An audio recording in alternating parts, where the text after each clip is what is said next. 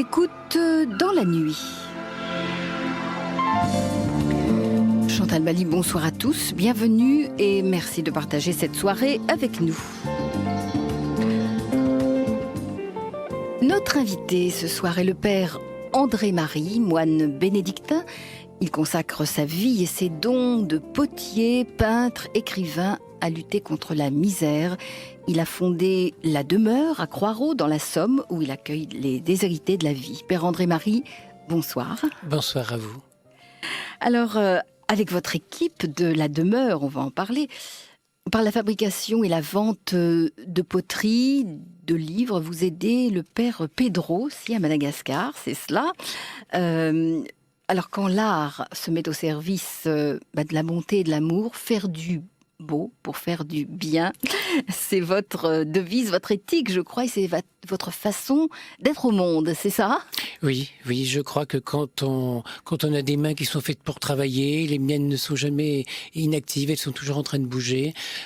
Quand on peut toutes les minutes sortir une poterie de ses mains et que cette poterie peut sauver la vie d'un enfant, on n'a pas le droit de ne pas le faire. Faire du beau. Faire du beau pour faire du bien. Bien, voilà. Alors, mais alors, il y a à la fois l'art, la poterie, et puis faire du bien, se mettre au service des plus déshérités. Alors, qu'est-ce qui a été l'événement déclencheur dans votre vie qui a fait que vous avez été attiré par les exclus, les pauvres, les D'abord chez moi en France, un soir, quelqu'un vient frapper à la porte. J'étais en train de faire cuire une pomme de terre et puis un œuf sur le plat. Et puis j'ouvre la porte. Et puis, qu'est-ce que tu fais là, Jean ? C'était un ami d'enfance qui était tombé dans l'alcoolisme, dans la misère et qui venait frapper à la porte sans savoir que c'était moi qui habitais cette maison. Ah. Et je vivais dans cette maison, plus ou moins comme ermite, un peu dans la solitude. Et donc je l'ai accueilli, et puis il en a amené d'autres, et puis après les assistantes sociales m'en ont amené, la police m'en a amené, et puis toutes les misères ont débarqué, et en 40 ans, j'en ai hébergé plus de 30 000. Et comme on ne peut pas rester sans rien faire, et comme l'oisiveté est vraiment un très mauvais service, je les mets au travail, et comme je fais du beau, ça les tente, et ils ont envie de faire du beau avec moi, et on travaille. C'est aussi simple que ça, si je puis dire. Parce que ça c'est pour chez nous, ici en France. Et alors qu'on avait fait appel à moi, à Madagascar, en Inde, en Haïti, dans bien des pays, à l'île de la Réunion, pour faire des travaux dans les églises, dans les chapelles, construire un monastère, construire une chapelle, et on venait d'inaugurer un autel, un tabernacle, une statue de la Vierge, un grand Christ ressuscité, dans un Carmel à Madagascar. Et à la sortie de cette cérémonie, où on avait chanté gloire à Dieu, on avait chanté Alléluia, une merveilleuse cérémonie de joie, d'amour et de passion. Et bien en sortant, j'ai découvert le cadavre d'une petite fille qui était venue mourir à la porte des sœurs carmélites à 4 ans et elle pesait 3,6 kg.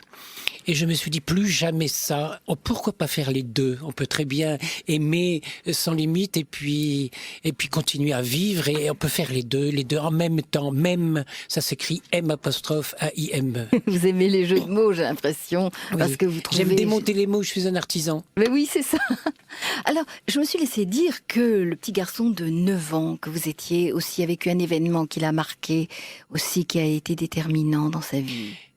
Oui, c'est un journaliste qui a écrit un livre intitulé André-Marie le faiseur d'espoir qui raconte cela et qui dit que ce petit garçon revenait d'avoir porté la communion avec un prêtre, c'était juste après la guerre dans les années 40-45 et ce prêtre n'avait pas donné la communion parce qu'il y avait une discussion avec cet homme qui était plus ou moins bien marié, etc. Et cet enfant a vu qu'on ramenait le bon Dieu à l'église et qu'on l'enfermait à double tour dans le tabernacle. Et pour lui, ça a été un drame. Je me souviens très très bien, ce petit garçon cherchait à trouver une flaque d'eau parce qu'il aurait voulu à ce moment-là marcher sur sa petite soutane d'enfant de cœur et s'étaler dans la flaque d'eau pour salir cet habit. Tellement il était indigné. Eh bien, quand cet homme est mort, quelques jours après, il a bien sûr été enterré comme un chien, comme ça se faisait à l'époque. Il n'était même pas enterré à l'intérieur du cimetière des chrétiens, mais en dehors. Eh bien, ce petit garçon est allé voler de l'eau bénite et est allé faire lui-même avec la veuve le signe de croix, la bénédiction que le prêtre ne pouvait pas, croyait ne pas pouvoir faire. Or, ce petit garçon avait 9 ans. Eh bien, cette nuit, j'ai 69 ans. Alors, 60 ans après, je suis aussi têtu, aussi obstiné et aussi amoureux. Mais ça se sent. Et à partir de là, quel a été votre parcours? Je crois que 3 ans après, vous entrez au petit séminaire d'Hazebrouck, c'est cela? Voilà, c'est ça, oui, dans les Flandres. Oui. Et puis, ben oui, j'ai fait mes études au séminaire comme dernier de classe. Voilà, parce que j'ai découvert tout récemment que j'avais une dyslexie, des problèmes visuels, des problèmes de mémoire visuelle, et si bien que pour faire des études d'histoire, de géographie où il faut de la mémoire, eh bien, ça marchait pas du tout pour moi. Et puis, il m'arrivait souvent quand on avait une composition, parce que tous les ans, les derniers de classe au séminaire étaient mis à la porte, parce qu'il fallait des prêtres intelligents et cultivés. Et je voulais pas être mis à la porte, alors je passais mes récréations enfermées dans les water pour répéter de leçons, Mais un garçon qui passait des heures dans les water, ça peut être qu'un vicieux. Alors j'étais sali, j'étais accusé, j'étais soupçonné. Vous pouvez pas imaginer le drame pour un enfant de vivre tout ça. Et puis j'ai réussi à passer à travers les mailles du filet et tous les ans à passer tout juste. Il me vient, tout en vous parlant, en répondant à votre question, il me vient à l'idée, à l'esprit ce soir où le supérieur rendait les notes. Et puis on était 25 ou 30 élèves, antépénultième. Un tel, avant-dernier, un tel. Dernier comme d'habitude, André Foutrin. Eh bien, quand on a vécu ça, quelle passion on a de faire en sorte que les derniers deviennent les premiers. Je remercie ce supérieur, je remercie mes élèves, je remercie mes camarades de m'avoir fait passer par là. C'est ça qui façonne un être humain, et c'est ça qui façonne un cœur de prêtre et un cœur de moine, et puis ça devient une indignation d'amour. Et vous êtes rentré après comme chez les bénédictins? Oui, j'étais en première, j'ai même pas fait la classe de philosophie, comme on disait à l'époque, et ça m'a pris, vous savez, comme une envie de pipi, on peut pas se retenir. Hein. Alors, quelques semaines après, j'étais au monastère. J'allais avoir 18 ans. Et donc là, vous êtes moine bénédictin. Moine bénédictin, voilà. oui. Et donc vous avez fait aussi, je crois, après vous êtes parti... Alors après, il y a eu le service militaire en Algérie, oui. qui pour moi était une autre découverte de la misère, de la violence, de la guerre, de l'injustice, surtout que j'étais infirmier et je voyais des gens torturés, je voyais toutes ces choses-là. Et moi, alors je soignais les autres militaires et je soignais les populations civiles dans le Djebel la nuit, jusqu'au jour où je suis tombé dans le coma à bout de fatigue. Et à la suite de ça, maladie, blessure, etc. J'ai été hospitalisé 3 ans à l'hôpital militaire après la guerre d'Algérie, donc ça m'a fait 6 ans d'armée, et on m'a enlevé l'estomac, le pylore, le duodénum, un bout d'intestin, après typhoïde, paratyphoïde, méningite, cystictère infectieux, la douve du foie, et je pourrais vous en raconter d'autres, mais vous avez déjà compris qu'une mauvaise graine, ça ne crève pas. Alors ça tient à travers tout, et puis voilà, je vais avoir cette nuit, j'ai 69 ans et je tiens toujours. La force de l'esprit, et c'est vraiment vous êtes passé à travers... je dirais l'énergie, oui. Parce que je ne suis pas fort, je suis pas bête. Et j'ai fait 400 chantiers dans le monde de construction de bâtiments, de me battre toute ma vie contre les éléments. Et c'est pas la force, c'est l'énergie. Ça vient d'où ça? Ça vient du cœur, ça vient de l'entêtement, ça vient de mes parents, ça vient de mon père qui était un grand blessé de la guerre 14, qui avait un bras coupé, l'autre bras paralysé, et qui malgré ça travaillait quand même tout le temps, qui est mort à 76 ans, mais il avait travaillé toute la journée avant de mourir, alors qu'il était invalide à 360%. Toujours se dépasser. Voilà, oui, aller plus loin, ou bien, je dirais, j'ai découvert, rajouter un petit jambage. Oui. Vous pouvez presque plus, vous faites une toute petite chose en plus. Je vous ferai remarquer que tout à l'heure j'ai dit plus et maintenant je dis plus. Oui. Vous n'en pouvez plus et vous faites une toute petite chose en plus. Oui. Vous rajoutez un petit jambage. Quand vous prenez les lettres de l'alphabet, vous prenez la lettre N, il y a 2 jambages. Vous en rajoutez un, ça fait la lettre M, il y a 3 jambages. Et voilà que la haine, la violence, ça devient M, ça devient l'amour, pour un tout petit bout en plus. C'est beau ce que je dis. Oh bah je m'émerveille oui. en le disant parce que je peux pas m'empêcher de penser comme ça. Mais oui, non, mais c'est... Voilà. Je suis un artisan, alors dans tous les livres que j'ai écrits, j'en ai écrit 70, je joue avec les mots, je joue avec l'amour, je joue avec moi-même. Et vous avez 70 livres, de façon artisanale aussi. Tout là. à fait, Vous une écrivez. photocopieuse et on fabrique un livre. Alors grâce à des amis, il y a notamment Monique qui est à la maison et qui, elle, à l'ordinateur, peut mettre en page ce que moi j'écris manuellement, en calligraphie. Voilà. Et donc, un nouveau projet vous attend aussi. Vous êtes, je crois que c'est le père Noyer, qui est maintenant l'évêque d'Amiens. Qui était évêque d'Amiens, qui vient d'avoir la retraite, oui. C'est cela, qui a pensé à, avec cette créativité que vous avez et qu'il sentait en vous, vous a dirigé vers un amas de ruines à remettre debout, c'est ça? Oui, c'est vrai qu'une vieille maison du XIVe siècle, tout en ruine, était dans un petit village à Croix-Rouge et on m'a demandé de la remettre en état pour y vivre et c'est là que j'accueille ces gens en difficulté. Et pour restaurer cette maison, j'ai fait plus de 800 tonnes de torchis pendant 15 ans, aidé par des gens de passage, par des jeunes. Et voilà que vous comprenez bien que quand on aime les pauvres, quand on accueille tous ceux qui viennent, des divorcés, des pas mariés, des gens qui ont le sida, on n'est pas bien vu par les bien-pensants. Et on est venu mettre le feu à cette maison et je n'avais plus rien du tout, plus rien. Et alors que vous aviez j'ai redémarré, je suis allé chercher sur les dépotoirs des briques, des pierres, 19 tonnes de vieilles traverses de chemin de fer que j'ai sculptées, que j'ai polychromées, et avec ça j'ai construit un palace pour les pauvres.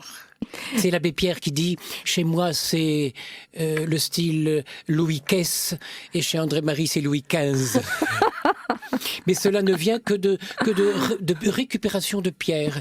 Mais je dois dire que sous chaque pierre, et j'ai quelquefois déplacé des pierres de 800 kilos, sous chaque pierre, avant de les poser sur le mur, sur le ciment tout mou, je marquais amour, tendresse, bienveillance. Et tous ces mots sont marqués à l'intérieur. Ça ne se voit pas, mais ça sue. C'est en train de sourdre, ça soigne des murs. L'amour, la tendresse, la bonté, le pardon, la bienveillance. Et je crois que lorsque vous avez écrit cela, une des personnes qui était là, qui venait d'être laissée par son épouse, je crois. Oui, je vois à quoi vous faites allusion. Oui. Un ami arrive un matin en me disant, voilà, j'ai une journée de libre, je viens t'aider, qu'est-ce qu'on va faire ? J'ai dit on va poser une grosse pierre parce que je pourrais pas le soulever toute seule. Et j'avais fait exprès de mettre le ciment un peu trop mou, de façon à au moment où on a mis la pierre, je dis non, écoute, il faut attendre, on va aller prendre un café et puis on va revenir dans un petit moment. Et en revenant, je lui dis écoute, j'ai pris l'habitude d'inscrire sur le ciment avant de poser une pierre ou une brique, d'écrire un mot. Qu'est-ce que tu veux qu'on écrive ? Alors il m'a dit, oh, tes histoires, tes prières et tes bondieuseries, moi j'en ai jusque-là, ma femme, mes gosses m'ont abandonné, moi c'est le désespoir. Alors j'ai dit, marquons désespoir. On est allé prendre un petit café, et lorsqu'on est revenu, eh bien avec la truelle, j'avais séparé des de espoir. Et je dis, maintenant tu ajoutes un S. Désespoir. Désespérance, il faut l'écrire en 2 mots. Oui. Désespérance. Des, plus loin, espérance. Oui. Il y a beaucoup de mots qu'on peut ainsi transformer. Oui. Comme fait le potier, d'ailleurs. Oui, comme fait le potier. Mais alors, l'ordinateur refuse d'inscrire ces mots-là parce que c'est pas français. Alors, il y a une touche pour imposer la façon. Et Monique me dit que dans chaque livre que j'écris, il y a ainsi 7-8 mots qui sont refusés par le dictionnaire des bien-pensants et que j'impose par amour ou bien par humour. Alors, c'est à ce moment-là où vous découvrez donc la poterie aussi, à ce moment quand vous retapez La Demeure, et en même temps, vous découvrez la poterie. Oui, pour dépanner, pour aider quelqu'un. Je me suis mis à tourner et puis à essayer. Et puis c'est venu tout seul. Oui, c'est venu tout seul. Je me souviens, je n'ai jamais fait de stage, mais je me suis enfermé pendant 15 jours dans une maison. Et à la fin de nuit et jour, je tournais. Quand j'étais capable de dormir une demi-heure, j'allais dormir et je me remettais au travail. Et au bout de 15 jours, j'avais tourné une centaine de pots. Et depuis, j'en ai tourné plus de 250 000. 250 000. Je ne les ai pas comptés, mais j'ai compté les tonnes de terre que j'ai achetées. Et si, en moyenne, il y a 1 kilo de terre par pot, il doit y avoir 250 000 pots. Alors, ce métier de potier, c'est vraiment... c'est une forme. Enfin, dans la Bible, évidemment, on parle beaucoup du potier. Oui. Dieu lui-même prend de la terre et puis façonne l'homme. Et il souffle dedans. Donc la poterie était creuse, puisque pour souffler dedans. Oui. Et il y mit son âme, son image, sa ressemblance dans le creux de l'argile. Mais je ferai remarquer aussi que l'argile, c'était, il y a 250 millions d'années, de la pierre, de la roche. Et c'est usé par l'eau et le vent. Voilà que c'est ce qu'il y a de plus doux, l'eau et le vent, qui usent ce qu'il y a de plus dur. La pierre. Mon tour de potier dans la girelle est en acier. Eh bien, la girelle, ce grand plateau qui tourne sur lequel on met la terre, eh bien, l'acier est usé par mes mains. Les mains d'un homme sont capables d'user l'acier. Eh bien, on dit ça à toutes les messes, quand on chante « Agneau de Dieu qui enlève le péché du monde ». L'agneau, c'est le plus petit du troupeau, le plus jeune, le plus faible, et c'est lui qui va bousculer 1 700 000 $ dépensés en Iran par minute pour se venger. Eh bien, la douceur, la bonté, les mains humides du potier sont plus fortes que l'acier et que la pierre qui est usée par l'eau. C'est toute une image, c'est toute ma vie. Magnifique, c'est magnifique. Alors, parmi les personnes que vous connaissez, qui viennent vous voir, il y a mes enfants, j'en ai beaucoup. Les enfants, oui, vos enfants. Et il y a un jeune Michael Évrard, oui. qui a voulu faire une chanson sur le potier, et chanson que j'aime beaucoup. C'était son premier disque. Oui. Voilà. Alors, Tourne-potier. Tourne-potier. On va l'écouter, bien sûr. Et puis nos auditeurs sont invités aussi à entrer dans ce dialogue, dans cette chanson, ce dialogue, leurs questions, leurs témoignages. On se retrouve, on écoute tout de suite Michael Évrard, Tourne-potier.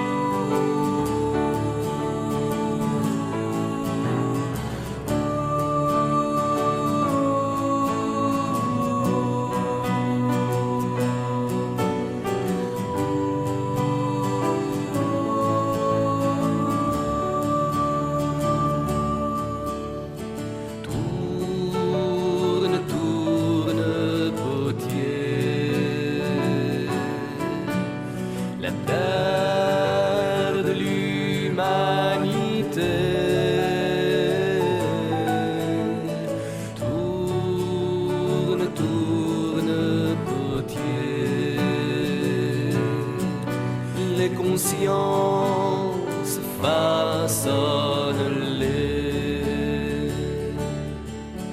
L'argile n'a pas de destin. Laisse-le vivre entre tes mains. Il fleurira tous ces matins.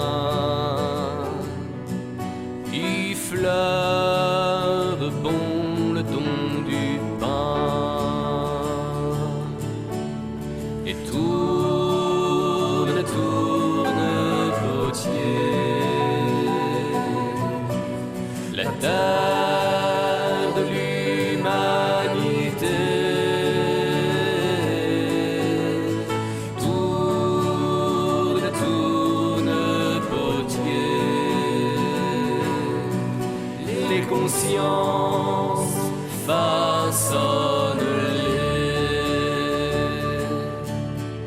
L'artiste ne crée pas le beau. Il le mélange à son tableau. Il en fait fuir le mal des mots, sans jamais forcer sur les mots. Tourne, tourne, potier. Terre de l'humanité. Tourne, tourne, potier. Les consciences façonnent-les. Pour que l'amour devienne un chant, à l'amour chaque instant. Il le fait vivre sans accent et sans dictature le crucifiant. Tourne, tourne, potier, la terre de l'humanité.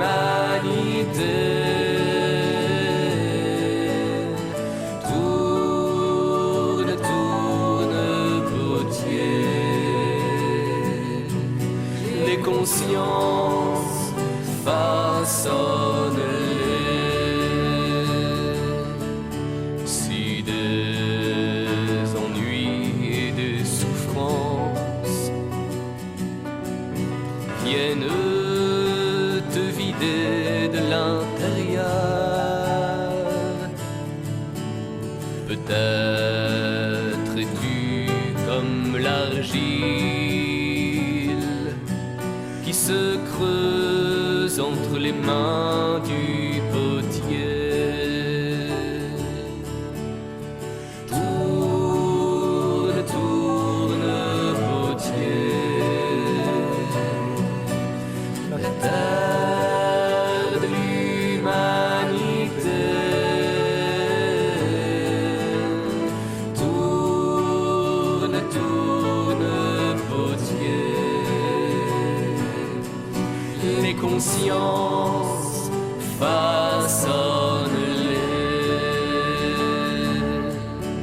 Comme l'argile, laisse-toi faire. La vie te rendra beau de sa beauté. Alors, chef-d'œuvre tu seras, et capacité, amour, tu auras.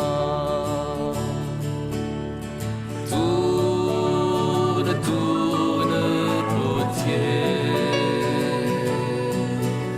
la terre de l'humanité. Tourne, tourne, potier,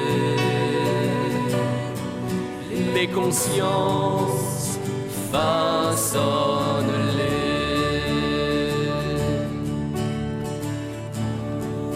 Et tourne, allez, tourne, potier. Mais la terre de tous les déshérités de Dieu. Et puis tourne, allez, tourne, potier.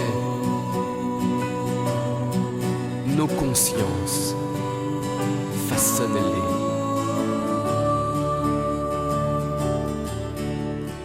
Tourne, tourne, potier, la terre de l'humanité. Tourne, tourne, potier, les consciences, réveille-les.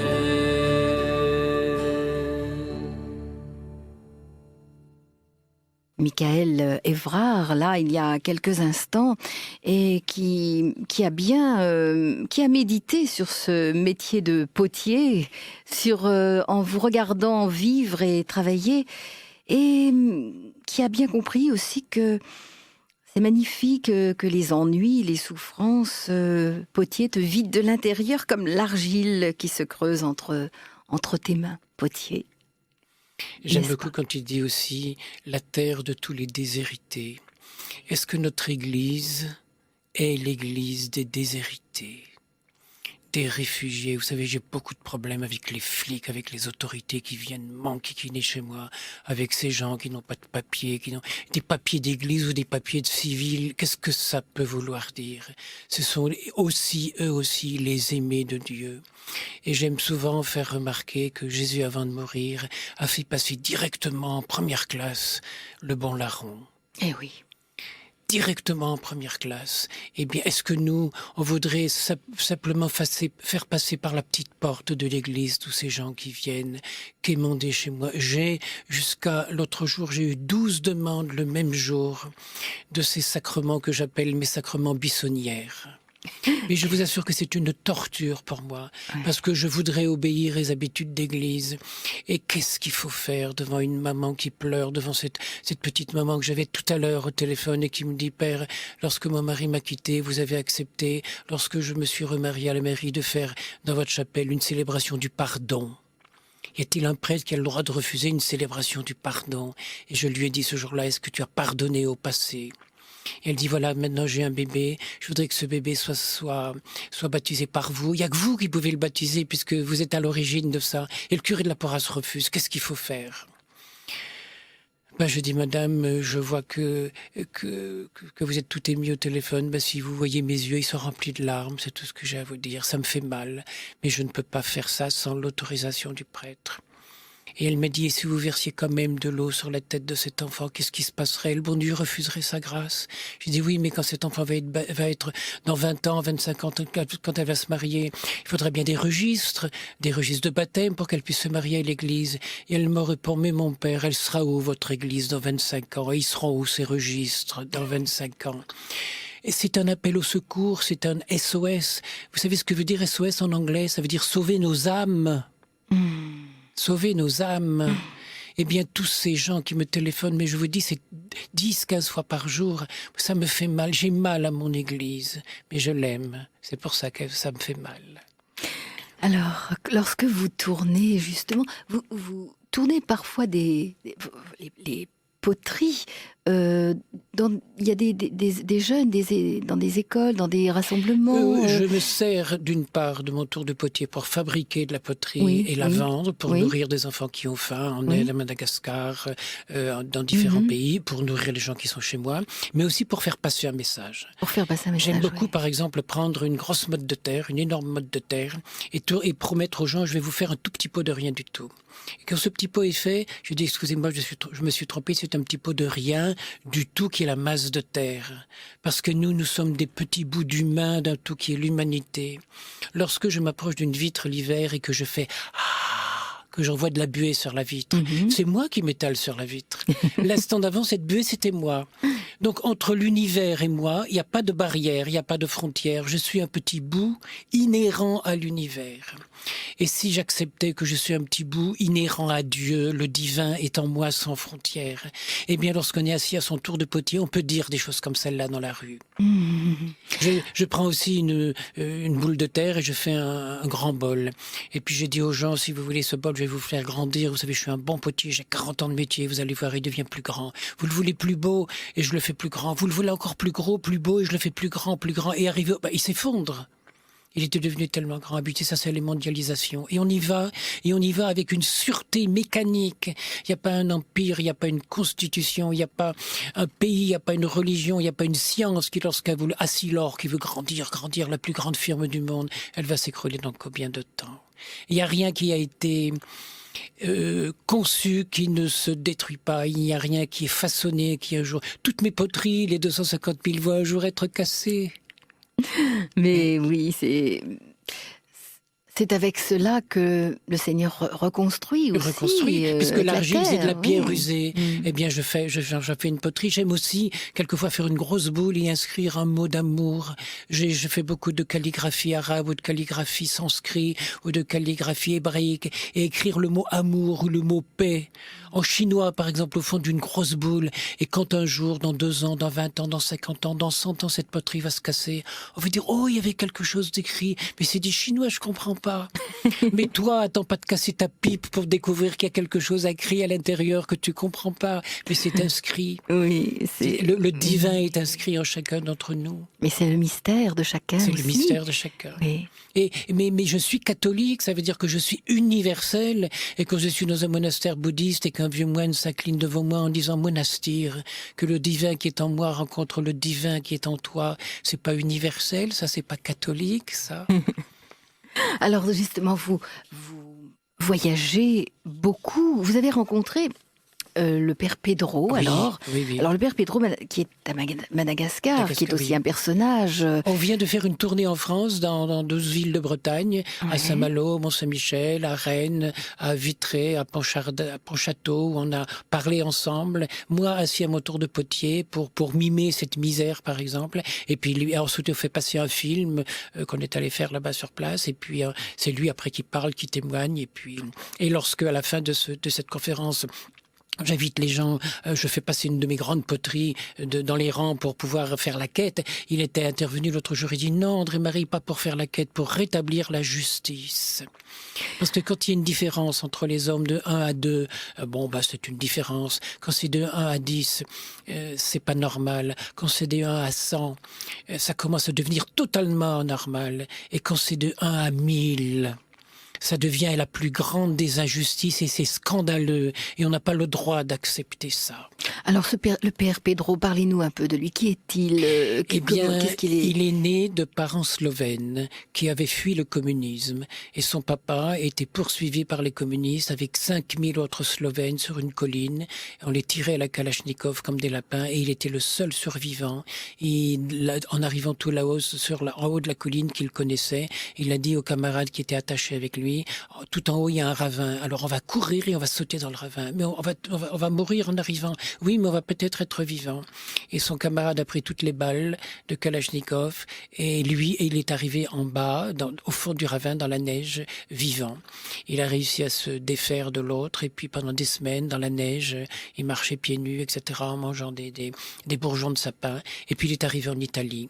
Et dans un camp de réfugiés en Italie, il a rencontré Maria, qui est devenue son épouse. Et ils ont eu un enfant et ils ont pu partir en Argentine pour être accueillis comme des étrangers, comme des émigrés. Et je racontais toutes ces semaines précédentes aux gens qui écoutaient cette conférence, je racontais qu'un jour, quelques couples de Slovènes très pauvres avaient réussi à faire quelques petites économies pour pouvoir louer une maison et aller habiter avec leurs enfants. Et quand ils sont arrivés dans cette cabane, avec des brouettes, avec un chariot, avec des matelas et des enfants, la patronne, la propriétaire a vu cette racaille arriver et elle a dit « Je ne donnerai jamais mes maisons à ces gens-là ». Eh bien, parmi ces gens-là, il y avait une jeune femme enceinte du père Pedro et elle a été chassée. Eh bien, le père Pedro, depuis, a accueilli plus de 20 000 mamans enceintes sur le dépotoir de Tananarive, parmi les plus pauvres du monde, sur un dépotoir, dans la saleté, dans la crasse, dans la pourriture, avec les rats, avec les mouches. Et à l'heure actuelle, il distribue 8 000 assiettes de riz tous les jours. Je viens d'apprendre, malheureusement, que la communauté européenne vient de lui supprimer l'aide humanitaire. Les aides humanitaires des grands organismes nationaux viennent d'être toutes diminuées de moitié. Voilà où va le monde. Alors heureusement qu'il y a des âmes, des êtres qui réagissent face à cela, Voilà, oui. avec la grâce de Dieu, avec la Oui, force, oui. et qui ont l'audace aussi de se dresser face à cette Oui. misère. Et donc, c'est à cette époque, je crois, c'est à la même époque que la demeure, au tout début, vous avez connu le père Pedro, que la demeure vous avez reconstruite cette Voilà, maison qui a c'est ça, été, oui. vous nous avez dit, détruite, et dans laquelle vous accueillez des personnes. Elles viennent Oui, elles viennent de tous les coins du monde. Il y en a qui viennent de tous les coins du monde. de Madagascar, vietnamiens, bulgares, roumains, chiliens, canadiens, enfin de partout. Et je dirais que ce sont les rejetés, même à une époque, j'étais le dépotoir d'Emmaüs. Quand un homme continue à boire à Emmaüs et se conduit mal, ben il est viré parce qu'il y a un règlement, parce qu'il y a des habitudes. Et ben il débarquait chez moi et quelquefois c'était le responsable de la communauté qui me téléphonait en disant est-ce que je peux t'envoyer un gros cas. J'ai eu pendant 25 ans un clochard qui avait la gueule pétée tous les soirs, excusez-moi le mot, mais c'est le mot de ces gens-là. Il était complètement saoul. Pendant 25 ans, je l'ai accueilli tous les soirs à la maison, il dormait chez moi. Je vous assure, ces gens-là vous font refaire l'évangile. Alors c'est pas l'évangile des cathédrales, mais c'est l'évangile de Jésus. C'est aussi l'évangile de Jésus. Je ne dis pas que celui des cathédrales ne l'est pas, mais c'est différentes pages de l'évangile.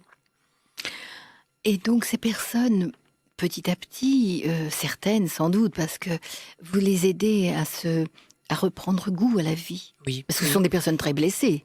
Bien sûr, mais d'abord, par exemple, combien de fois, le matin, je me lève le premier et je vais leur porter le café au lit pour les respecter, parce que quelqu'un qui n'est plus respectable, il faut venir casser cet engrenage de misère et commencer à les respecter le premier. Je vous assure que la première fois, quand le premier matin, alors qu'ils sont chez moi, je vais les réveiller avec le café au lit, ils ont les larmes aux yeux, ils sont bouleversés, mais on m'a jamais fait ça.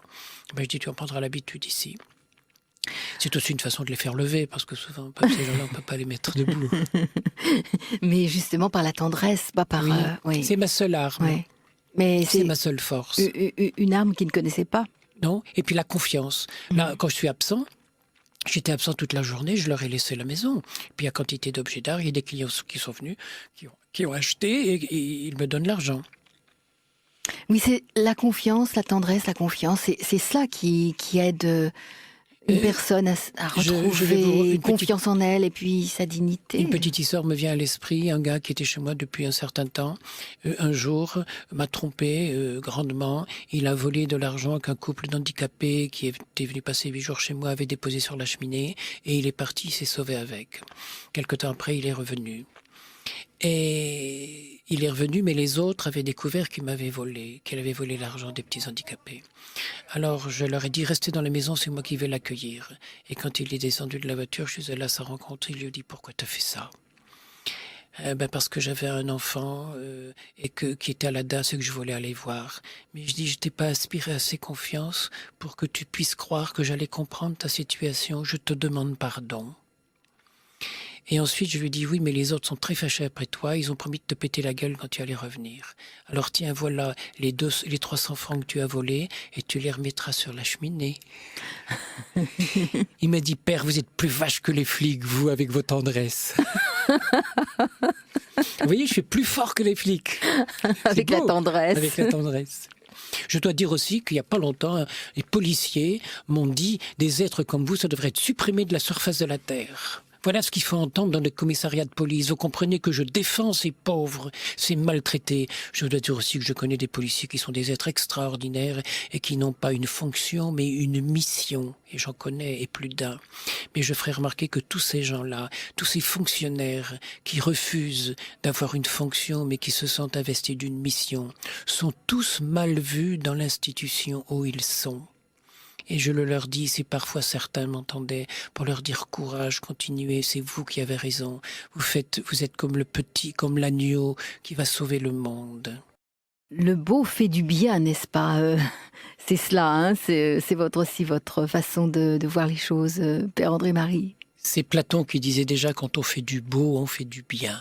C'était vrai il y a des milliers d'années, c'est toujours vrai aujourd'hui. Et malheureusement, je crois que dans bien des cas, on est dans une espèce de culture de la laideur à l'heure actuelle. Les gens souffrent beaucoup, j'en suis très malheureux parfois. On va écouter Bachir qui est en ligne. Bachir, bonsoir. Oui, bonsoir Chantal, bonsoir mon père. Oui, donc la question c'était par rapport au fait, vous parliez du potier, donc qui est un métier assez symbolique. Par rapport à l'artisanat, par rapport où l'homme, bien sûr, utilise ses mains, cette intelligence de la main. Mais pensez-vous pas qu'aujourd'hui, la misère du monde, serait qu'on ait privé l'homme de ses possibilités de mettre en action, Oui, eh bien, quand vous voyez un potier, regardez-le bien parce qu'il n'y en aura plus jamais. Quand je dis un potier, un vrai, qui, 40 ans de sa vie, a passé 18 heures par jour à son tour et qui a les bras musclés comme un grand sportif. Comme le père André-Marie, oui. À l'heure actuelle, avec les 35 heures par semaine, c'est plus possible qu'il y ait un vrai artisan. Les yeux fermés, je prends une motte de terre et 1 minute après, le pot est fait. Mais pour ça, il faut s'entêter une vie entière. Légalement, on n'a plus le droit de prendre un apprenti et d'en faire un vrai artisan. C'est comme ça.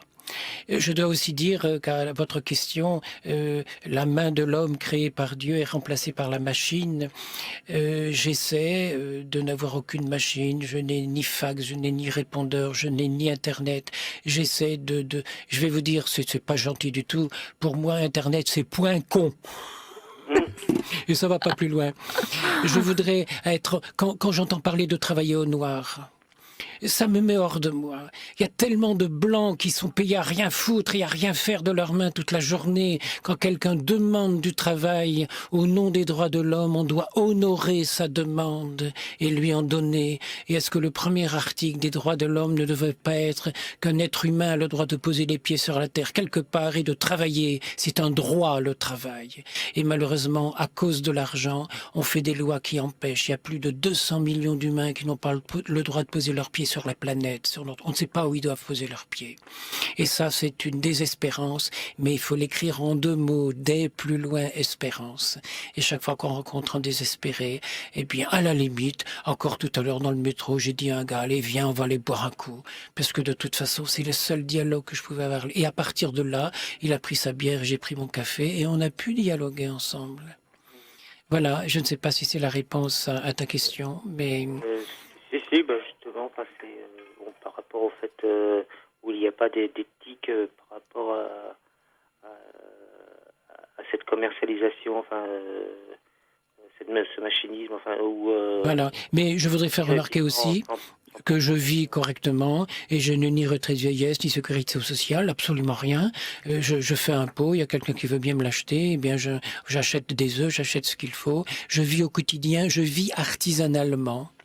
Et combien dans nos villages on pourrait continuer à vivre artisanalement, mais les normes européennes viennent tout ruiner, viennent tout casser. Quand on pense qu'en France, on jette plus de 1000 tonnes de pain tous les jours à la poubelle à cause des normes européennes, mais c'est monstrueux, c'est monstrueusement scandaleux et personne ne réagit. On jette des outils qui sont tout à fait capables de marcher parce que le manche du marteau a 2 cm de trop ou 2 cm qui manquent. Je viens de récupérer pour le tiers-monde 2 tonnes 800 d'outils tout neufs mais qui ne sont plus conformes aux normes européennes. Est-ce que quelqu'un parmi ceux qui édictent ces normes dans des bureaux à Bruxelles ou ailleurs ont déjà foutu quelque chose avec leurs mains? Ce sont des incapables de travailler, sinon ils ne feraient pas ces choses-là. Ça me fait très mal, ces choses, cette fonction, et ça ne fait que commencer. Ça ne fait que commencer. On est tombé dans une logique où l'argent ne tient plus compte de l'humanité, Voilà, c'est l'ordinateur qui commande. La survie des banques au détriment de la survie de l'homme. J'étais à Madagascar il y a 2 ans et je voyais des femmes qui cassaient du granit dans les carrières du père Pedro. Et lorsque ce granit, ces petits morceaux sont vendus, le père pouvait leur donner 5 € par semaine. Et elles se dépêchaient d'aller mettre 50 centimes d'euros à la caisse d'épargne. Et je suis rentré en France et j'ai appris qu'il y avait une dévaluation à Madagascar. Et voilà que du jour au lendemain, d'un trait de plume, un fonctionnaire, un pauvre mec de fonctionnaire se permet de mettre des millions de gens sur la paille. Leur petit trésor de 50 centimes par sa table, 50 centimes, a fondu comme neige au soleil. Et voilà que ces femmes maintenant, qui travaillent 10 heures par jour, touchent 2,50 €. Eh bien, j'ai vu une messe il y a 1 mois, où elles étaient 7000 et elles chantaient et elles dansaient. La plus belle messe du monde, je ne l'ai pas vue à Rome alors que j'y vais souvent et avec beaucoup de joie, mais je l'ai vue sur le dépotoir de Tananarive avec les gens du Père Pedro. La plus belle messe au monde. Or, l'évêque de Tananarive était là et il me dit, André-Marie, regarde comme c'est beau cette foule qui crie son amour de Dieu en chantant et en dansant. Mais voilà que je vais devoir me retrouver dans quelques mois au Sénégal pour une réunion internationale des évêques africains. Et ça, je ne pourrais pas le dire parce que les lobbies de Rome nous en empêchent. Mais je dis, Père, c'est pas la peine de le dire, ça existe. Et ça existe devant Dieu au cours d'une Eucharistie. Il faut pas vouloir que ce qu'on fait soit admiré par les autres. Fais-le et tu seras toi-même émerveillé. Magnifique, quelle sagesse, Père André-Marie. Et aussi quelle indignation, parce que ce que je dis, c'est plein de rage, mais j'essaie de faire en sorte que ce soit jamais du mépris. Il y a c'est l'amour qui vous fait dire ça. Oui, il faudrait prier pour retrouver un travail beaucoup plus sain. Enfin, il y avait un proverbe arabe qui disait donner de l'argent aux hommes, ils finiront par s'entretuer. Oui. Selon du travail, oui. Ils finiront par s'aimer. On m'a raconté l'histoire de ce vieil arabe qui était assis au pied de son palmier, et puis des touristes passent. Et ces touristes lui disent, mais pourquoi vous êtes là à rien faire, assis au soleil? Vous devriez travailler. Et il dit, travailler pourquoi? Il dit, pour gagner de l'argent. Et puis vous avez quelques moutons, vous pourriez en avoir plus. Et puis l'année prochaine, vous en auriez plus encore. Et puis vous pourriez les vendre. Et puis envoyer vos enfants dans une grande école. Et pourriez apprendre l'agriculture. Et vous pourriez avoir un énorme troupeau. Et dans quelques années, vous pourriez vendre tous ces moutons. Et vous pourriez vous asseoir au soleil pour vos vieux jours. Mais il leur a répondu, mais je suis déjà assis au soleil à prier Dieu et à m'émerveiller du soleil couchant. Pauvre touriste. Oui, il y a une absurdité. Je vois que ton prénom c'est Bachir, Oui. d'origine maghrébine sans doute. Oui. Je viens de recopier, j'aime beaucoup la calligraphie arabe, et je viens de recopier les 99 synonymes du mot amour en arabe, en calligraphie. Ah. Et je dis toujours aux gens, pourquoi y en a-t-il 99 synonymes du mot amour? Pourquoi pas 100? Il en manque une. Eh bien non, il en manque pas, parce que Bachir, il faut que tu sois toi aujourd'hui une calligraphie du mot amour. Et je voudrais rajouter pour toi, Bachir, ce souvenir. Je parlais tout à l'heure de ce petit garçon qui était presque toujours dernier en classe et qui presque tous les ans avait failli être mis à la porte du séminaire. Il avait tellement envie de devenir prêtre pour permettre aux derniers de devenir les premiers. Eh bien, j'avais souvent de mauvaises notes parce que je faisais des fautes d'orthographe. Et maintenant que je fais des calligraphies, c'est comme si je faisais ressusciter l'orthographe. Ce petit garçon qui n'avait jamais une seule de ses rédactions corrigée jusqu'au bout parce qu'à partir de la 3e faute d'orthographe, on avait un 0 en rouge dans la marge. Maintenant, il se sert des mots pour jouer avec, pour dire l'amour, pour faire fleurir ces mots. Je faisais récemment toute une collection de tableaux, il y en a eu 150, où j'ai écrit le mot « je t'aime » dans toutes les langues du monde que j'ai pu découvrir. Tiakou en malgache, Ich liebe dich, philo en grec, j'aime. Le mot amour, on devrait le faire passer à travers nos yeux, à travers notre voix, à travers nos mains. Et tu vois, Bachir, lorsque ce petit est entré au monastère, il n'était pas très intelligent ni très féru en latin, et comme au monastère tout se fait en latin, on lui a donné un professeur pour s'occuper de lui. Et au bout de quelques mois, ce moine est allé voir le père abbé, il lui a dit « Mon père, je vais arrêter de donner des cours à ce petit novice qui vient d'arriver, parce que c'est trop fatigant pour moi de m'abaisser à sa hauteur. » Alors le père abbé m'a donné un autre professeur. Ah, le père Philippe Royard, comme je voudrais le remercier, parce que lui, au lieu de m'imposer un devoir, le premier qu'il m'a fait faire, il m'a dit « Père Foutrin, racontez-moi ce que vous voulez, écrivez-moi quelque chose et on verra bien. » Et lorsque ce travail a été rendu, il m'a dit « Mais vous avez copié ça où ?» Mais j'ai dit « Père, j'ai copié ça dans mon cœur.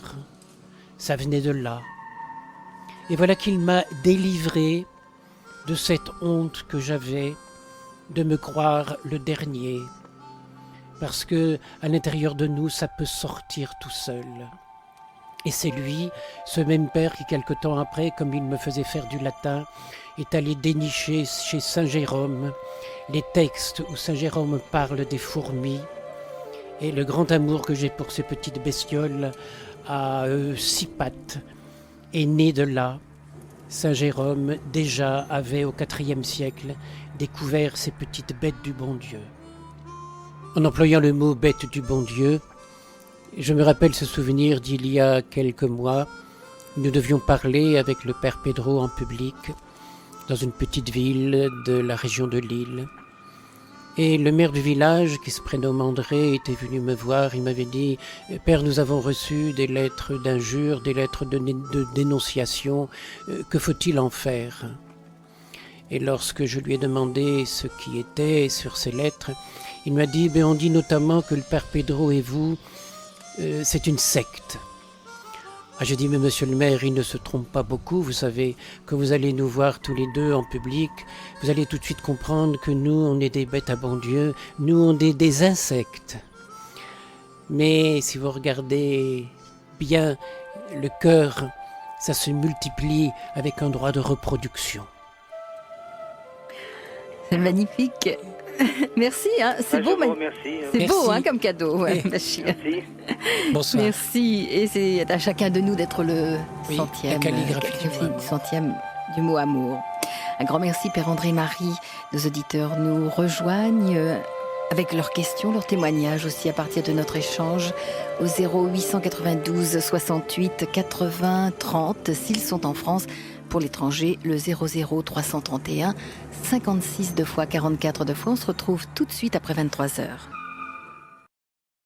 Écoute, dans la nuit, ce soir en compagnie du Père André-Marie, qui est moine bénédictin, qui a fondé à Croix-Ros, donc dans la Somme, la demeure, qui est vraiment la maison du bon Dieu, on peut dire, puisque il accueille les déshérités de la vie qui viennent le trouver parce que l'amour attire, et il les aide à reprendre goût à la vie, et il les remet debout. Et sur son tour de potier, comme disait tout à l'heure Michael Évrard en chantant, il façonne les consciences, on peut dire, il réveille les consciences et il creuse à l'intérieur aussi les cœurs pour qu'ils puissent accueillir le meilleur d'eux-mêmes, souvent, qu'ils ignorent.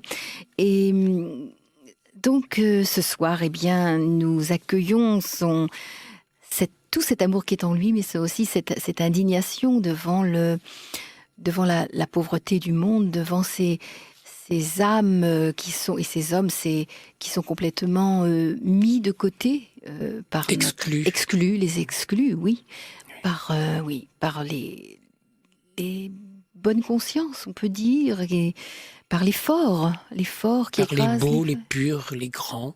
Oui. Alors que sont des petits, des humbles, des humiliés, des exploités.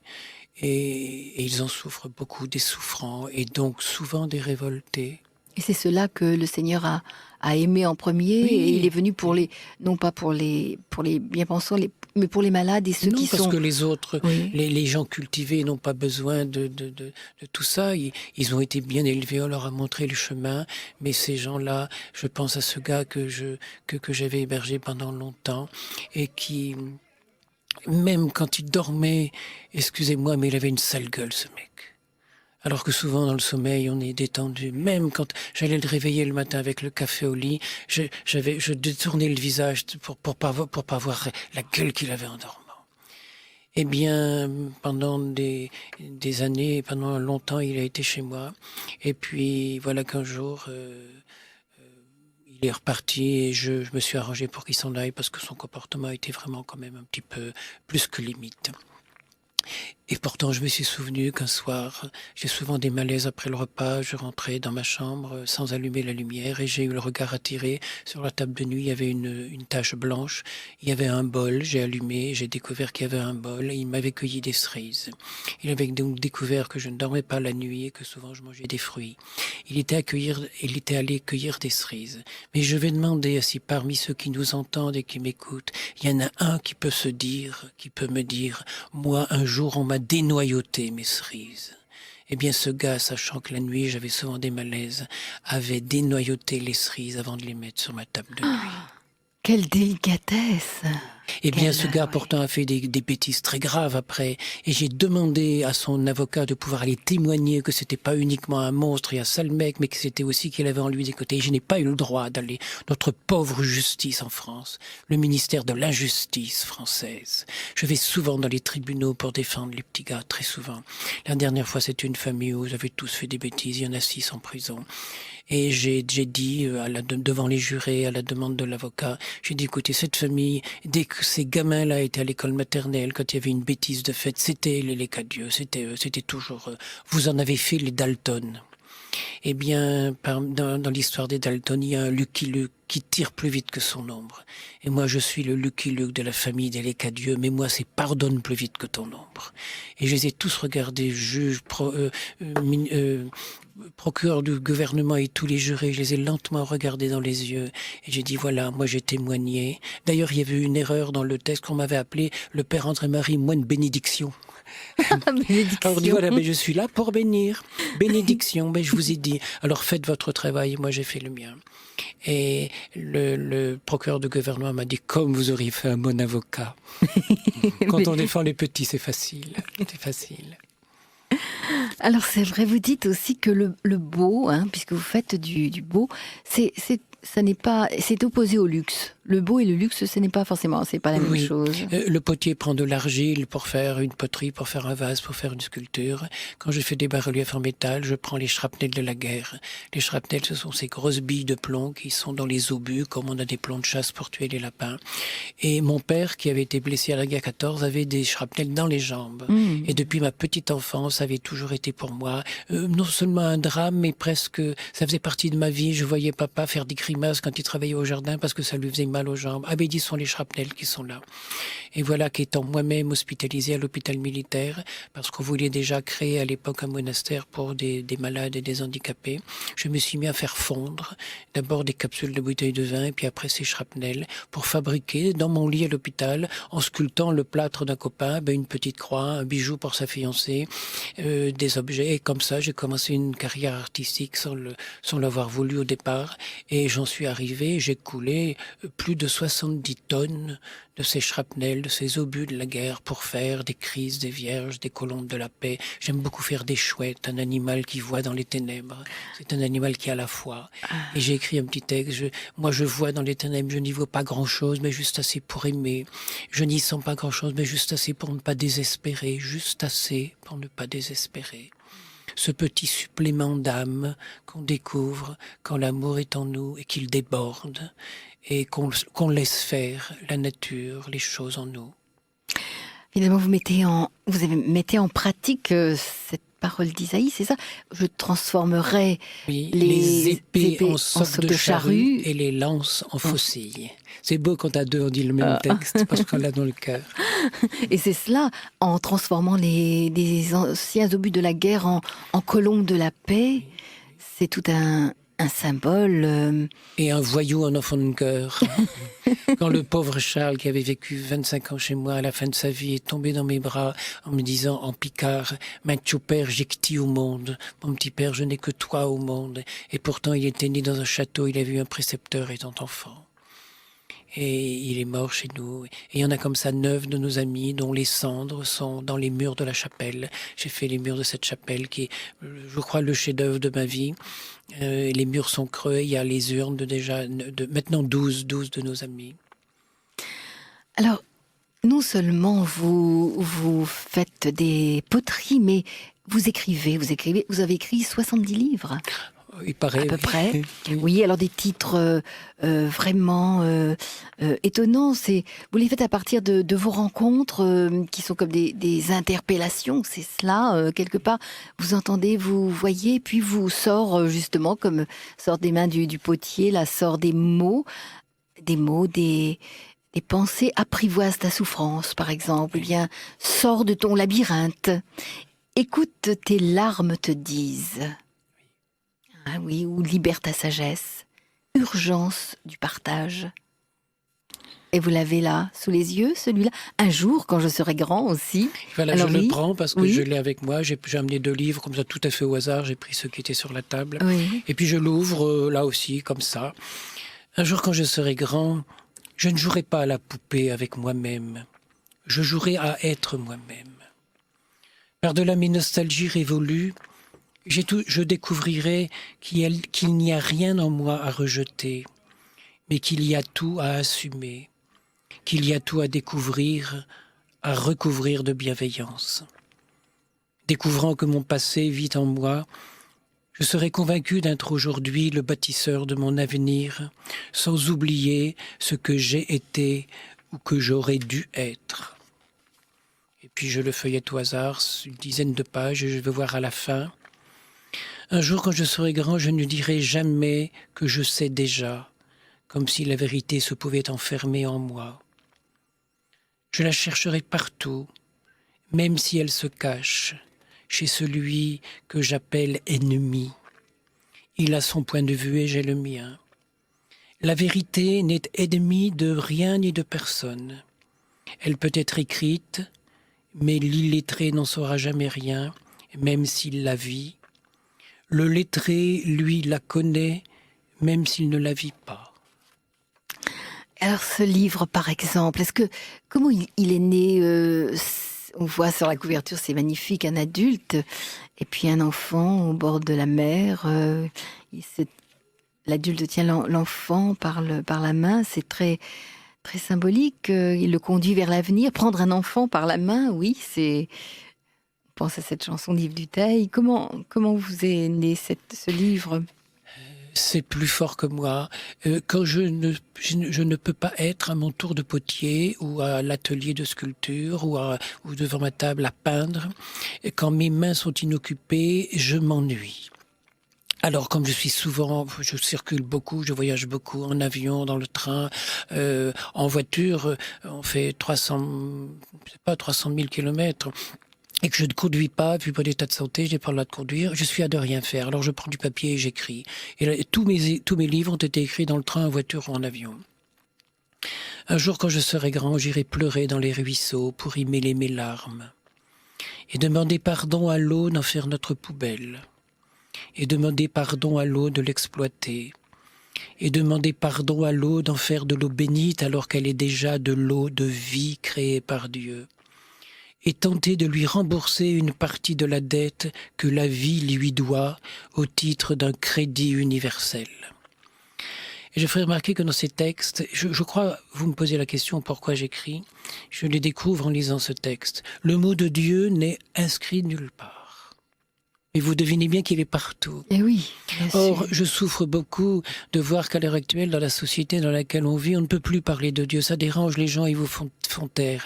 Et bien moi, ils ne me feront pas taire. Non, je dis Dieu avec des beaux mots, avec des images, et les gens ne s'y trompent pas. Et je vois souvent des parents me dire, si on laissait traîner un livre écrit par le père un tel ou le père un tel chez nous, eh bien, nos enfants ne le liraient pas. Alors que s'ils mettent les yeux dans un de vos livres à une page, ils vont la voir la page suivante et la page suivante. Et c'est aussi souvent, la plupart du temps, des tout petits textes qui font à peine une page. Parce qu'à l'heure actuelle, on est pressé, on n'a pas le temps. On zappe. On zappe. Alors, je les invite à zapper, justement.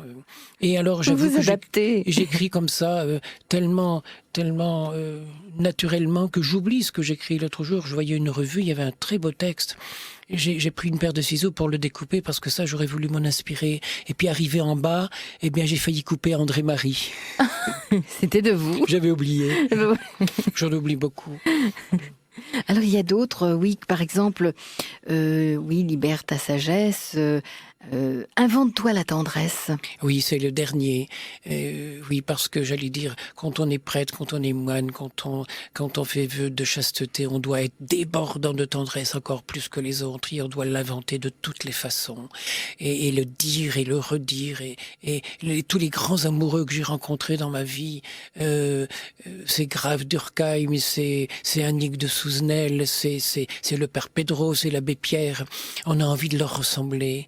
Et puis j'invente des histoires, j'invente des mots, j'invente des situations pour raconter ces choses-là. Un des livres auxquels je tiens le plus et j'en suis déjà au tome 6 ou 8, je crois, c'est Le petit moine qui ne dort pas la nuit. Voilà, parce que c'est votre cas, le petit moine qui ne dort pas la nuit. Très, très, très peu de sommeil, vu mon état de santé, et aussi parce que jusqu'à 50 ou 60 ans, je travaillais toute la nuit pour empêcher des gens de mourir de faim. Et je prenais ça comme un devoir de travailler. C'est mon ascèse à moi de travailler. Et je le fais avec joie, mais je peux dire que dans ma vie, je ne me suis jamais arrêté si j'avais encore la force physique de poser une rangée de briques sur un mur ou de couler une pièce de métal ou de tourner encore un pot. Je m'arrête quand mes muscles sont morts de fatigue. Je pense à ce que vous nous disiez tout à l'heure, que quand je n'en peux plus, un tout petit plus. Oui. C'est cela. Oui. C'est aussi ça fait partie de votre devise. Alors, le petit moine qui ne dormait pas la nuit, je l'avais sous les yeux, il n'y a pas... J'en avais quelques... Parce que c'est un texte où il y a plusieurs tomes, c'est cela ? Oui, ce sont des petits chapitres où je prends un thème. Oui, oui. Alors, le petit moine qui ne dormait pas la nuit priait.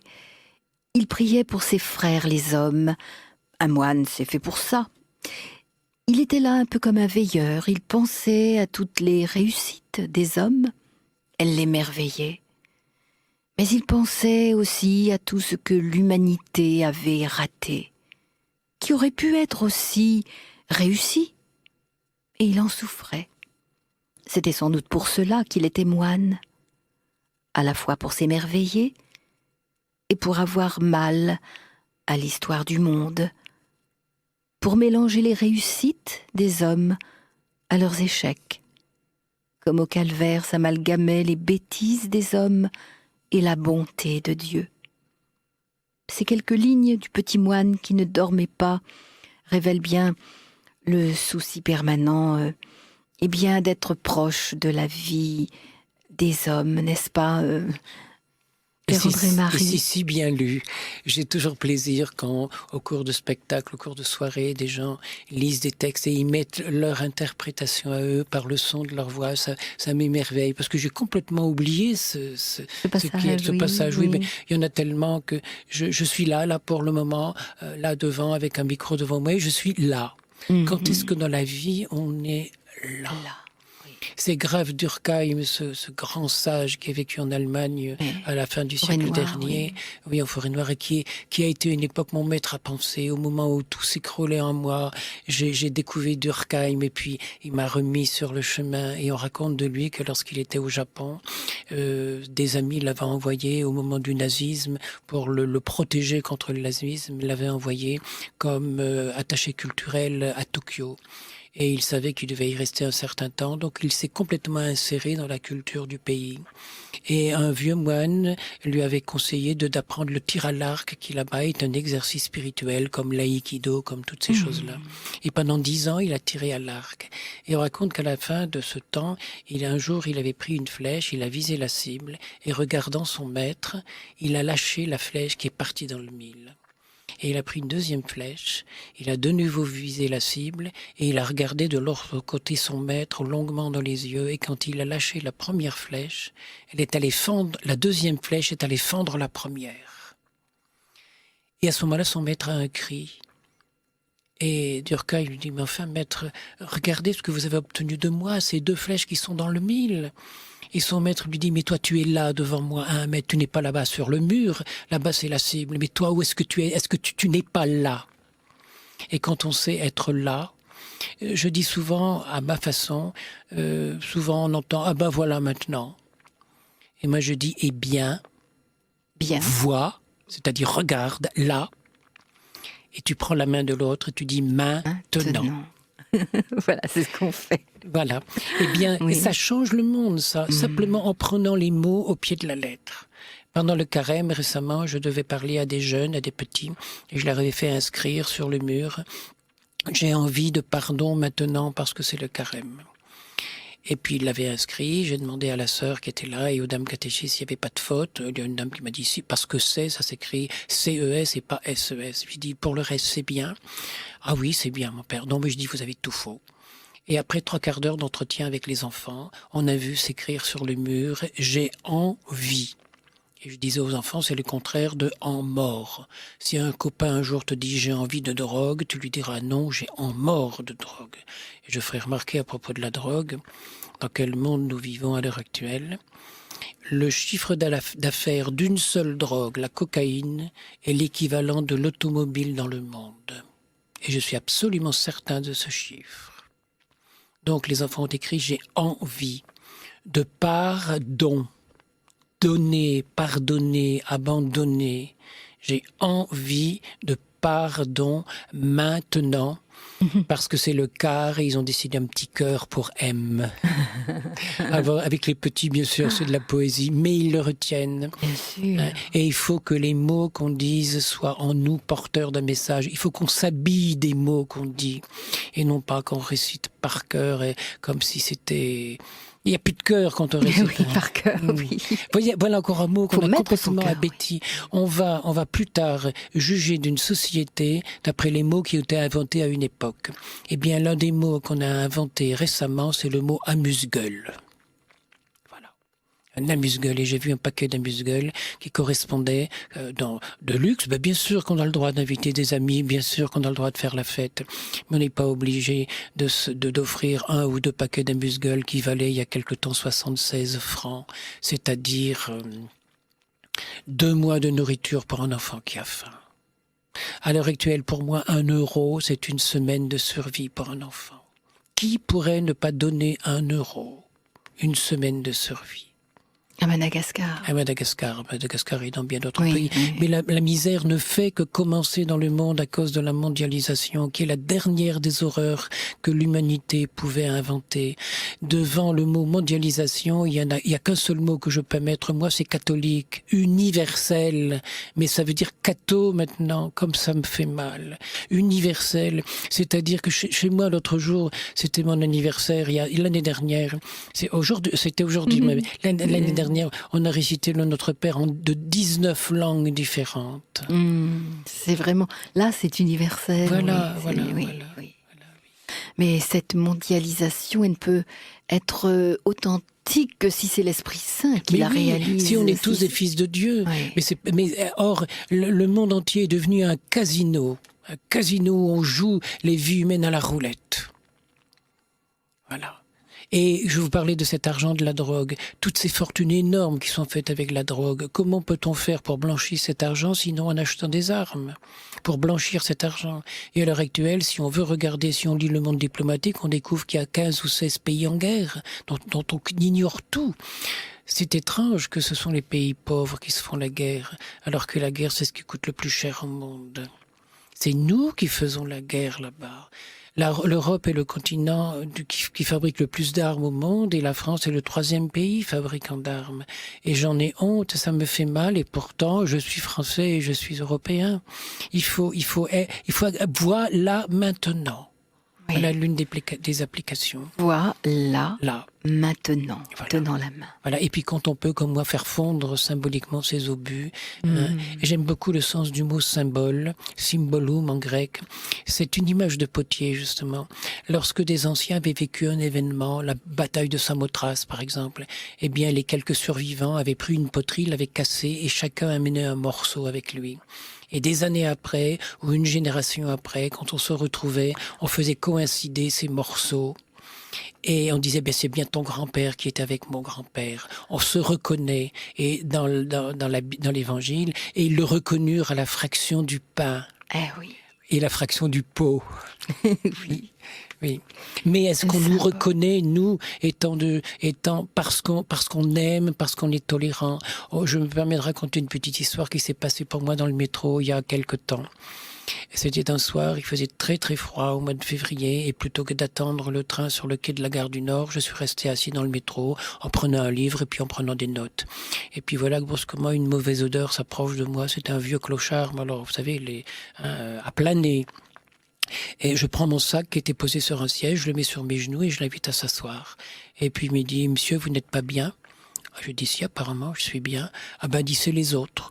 J'ai dit, comment donc les autres? Ben, il dit, je suis depuis 6 heures du matin dans le métro et vous êtes le premier bipède à m'avoir adressé la parole.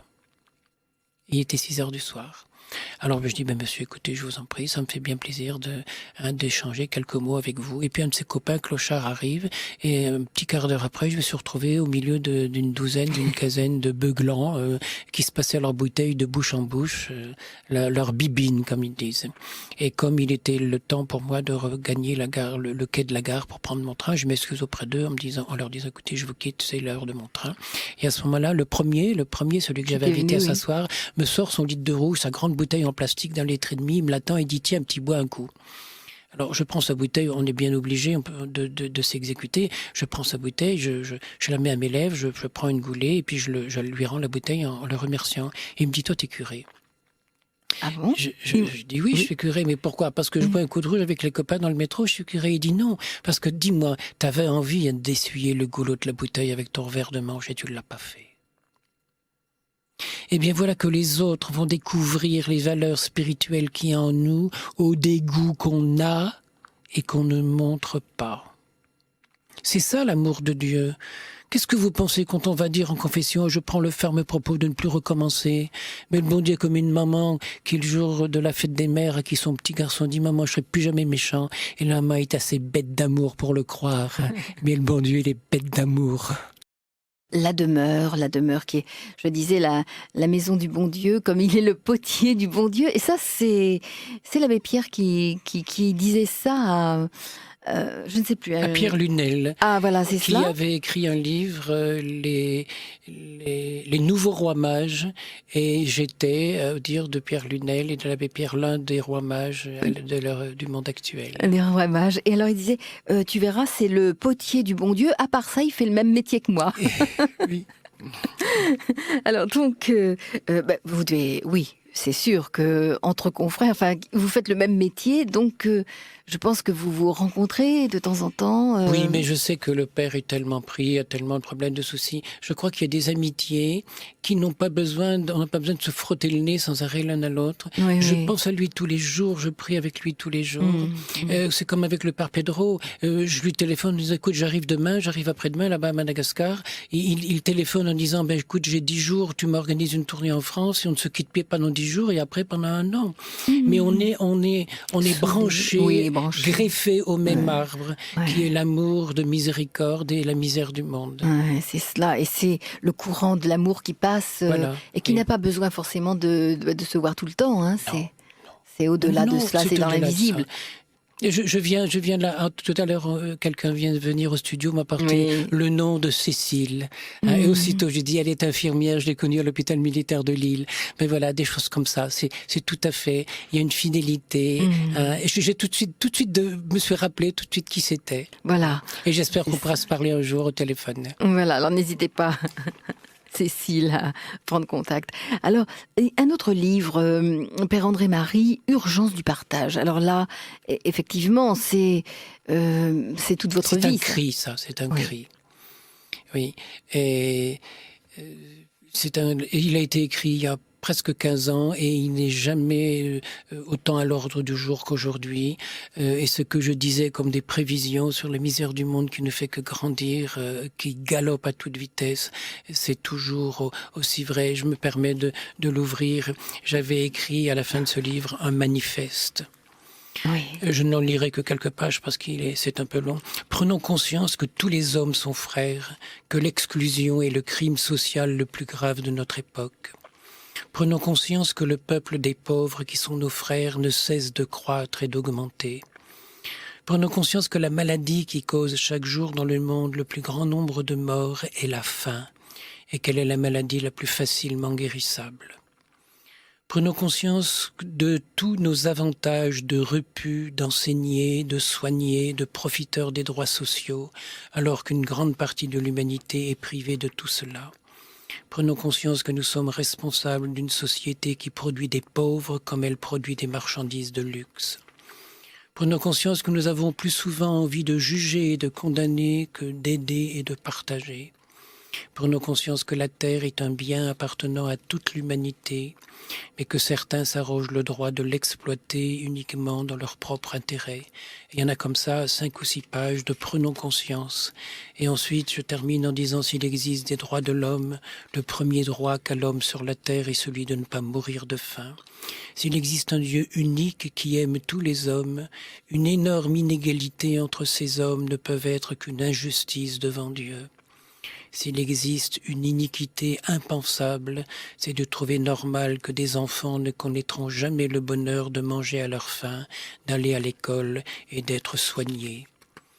Alors, à tous les hommes de cœur, à tous les hommes de foi, à tous les hommes de loi, à tous les hommes qui croient, à tous les chercheurs, à tous les bâtisseurs, à tous les penseurs, à tous les responsables, à tous les enseignants, à tous les enseignés, nous lançons un appel au secours au nom de l'avenir de l'humanité.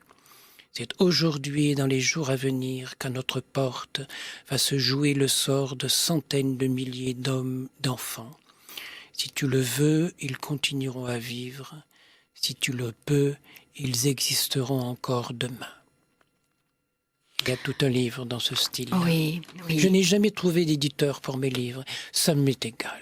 À partir du moment où moi, un livre est écrit, c'est comme une poterie qui est tournée, c'est comme une poule qui pond son œuf et qui s'en va picorer pour préparer un autre œuf. Voilà, et puis, eh bien, ils se vendent comme ça. Oui, voilà, de bouche à bouche, de bouche à oreille, ils se prêtent. Et puis c'est toujours des cadeaux. Les gens, j'ai des cadeaux à faire. Des mamies qui m'achètent 5 livres parce qu'elles ont 5 petits-enfants. Et comme me disaient des écrivains bien connus et des amis très chers, Jean-Pierre et Rachel Cartier, ils me disaient, toi, tous tes livres, tu les as dédicacés. Alors 70 titres, à peu près 1000 exemplaires chacun, je les ai tous dédicacés avec un prénom et je connais, j'ai regardé dans les yeux les gens pour qui je faisais cette dédicace. C'est aussi une joie.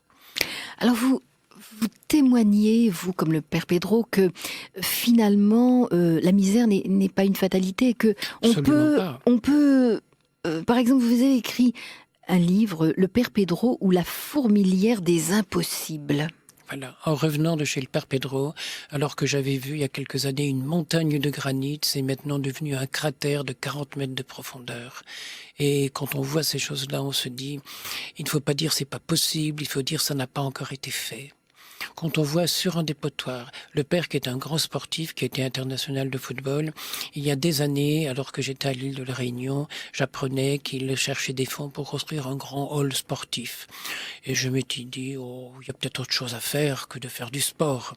Pourtant, c'est tellement indispensable là-bas. Eh bien, c'est ce grand hall sportif qui est le plus grand de toute l'île, eh bien, où il peut dire la messe, parce que pour mettre 6, 7, 8 000 personnes, il y a que ce local-là.